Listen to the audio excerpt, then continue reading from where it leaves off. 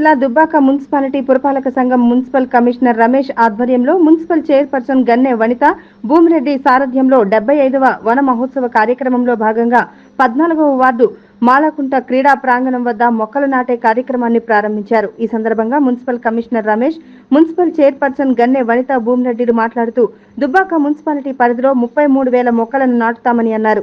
రాష్ట్ర ప్రభుత్వం ఆదేశాల మేరకు ఇంటింటికి 2 మొక్కల చొప్పున పంపిణీ చేస్తామని తెలిపారు.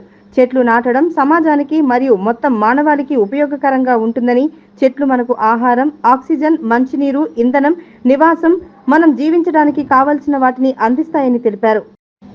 ఈ కార్యక్రమంలో మున్సిపాలిటీ మెప్మా ఆర్పీలు, పలువురు నాయకులు, మున్సిపల్ సిబ్బంది పాల్గొన్నారు. 75వ వనమహోత్సవంలో భాగంగా గౌరవ కలెక్టర్ ఆదేశాల మేరకు దుబ్బాక మున్సిపల్ పరిధిలోని 14వ వార్డులో ఈరోజు క్రీడా అయినటువంటి ప్రాంగణంలో చెట్లు నాటడం జరిగింది. కమిషనర్ గారి ఆధ్వర్యంలో మరియు మా మెట్మా ఆధ్వర్యంలో మరియు మా బీఆర్ఎస్ ప్రజాప్రతినిధుల ఆధ్వర్యంలో ఈరోజు చెట్లు నాటడం జరిగింది. ముందు మాజీ సీఎం కేసీఆర్ గారు హరితహారం ప్రోగ్రాంలో భాగంగా ప్రతి సంవత్సరం వర్షాలు పడాలి, పంటలు బాగా పండాలన్న ఉద్దేశంతో హరితహారం ప్రోగ్రాము 10 సంవత్సరాల నుండి దుబ్బాక మున్సిపల్ పరిధిలో నాటడం జరిగింది. ఇప్పుడు కాంగ్రెస్ ప్రభుత్వం వచ్చిన తర్వాత వనమహోత్సవంలో భాగంగా గౌరవ కలెక్టర్ గారి ఆదేశాల మేరకు ఈరోజు మనం చెట్లు నాటడం జరిగింది.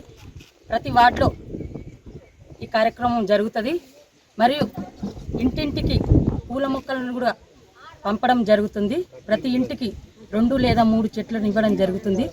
మొత్తం 30,000 చెట్లను మేము దుబ్బాక మున్సిపల్ పరిధిలోని పెంచుతామని తెలియజేసుకుంటూ గౌరవ తెలంగాణ ప్రభుత్వానికి మరొకసారి ఈ కార్యక్రమం ఏర్పాటు చేసినందుకు గౌరవ సీఎం గారికి ప్రత్యేకమైన ధన్యవాదాలు తెలియజేసుకుంటున్నాను.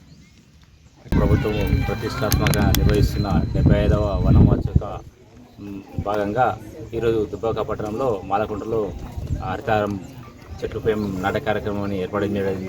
దీనికి చైర్మన్ గారి అధ్యక్షతన ప్రారంభించడం జరిగింది. ఆర్పీలు మరియు ఎంపీలు పాల్గొనడం జరిగింది.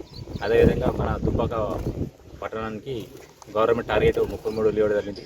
వీటిలో భాగంగా ఇంటింటికి 2 మొక్కలు, పూల మొక్క ఒకటి, పండ్ల మొక్క ఒకటి పంపిణీ జరుగుతుంది. మిగతావి అవెన్యూ ప్లాంటేషన్, డివైడర్ల పొంటి, రోడ్ల పొంటి పెట్టడం జరుగుతుంది. అదేవిధంగా గతంలో ఏపుగా పెరిగే చెట్లను పెట్టారు. ఈసారి ఆ విధంగా కాకుండా కరెంట్ పూల కింద కాకుండా పక్కకు పెట్టి వాటిని సంరక్షించే విధంగా చర్యలు తీసుకుంటాము. ప్రతి ఒక్క